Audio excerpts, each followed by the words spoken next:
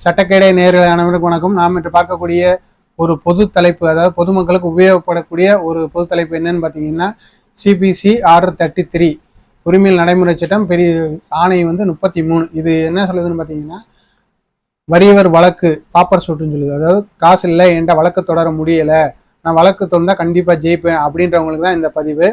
இவங்களுக்கு என்ன பண்ணணும்னா, கன்சென்ட் அந்த சம்மந்தப்பட்ட கோர்ட்டில் போய் வறியவர் வழக்குக்கு உண்டான நீங்கள் ஃபார்ம் கொடுங்க அப்படின்னா அப்ளிகேஷன் கொடுப்பாங்க. அதில் நீங்கள் ஃபுல்லாக பண்ணிடணும்.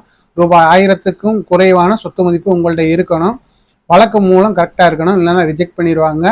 1000க்கு மேற்பட்ட சொத்து வச்சுருந்தீங்கனாலும் ரிஜெக்ட் பண்ணிடுவாங்க, போட முடியாது.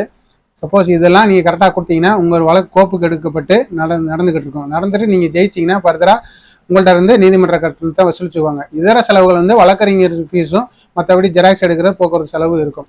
அதனால் அரிய ஒரு ஏழ்மை நிலையில் உள்ளவங்க இதை பயன்படுத்திக்கணும்.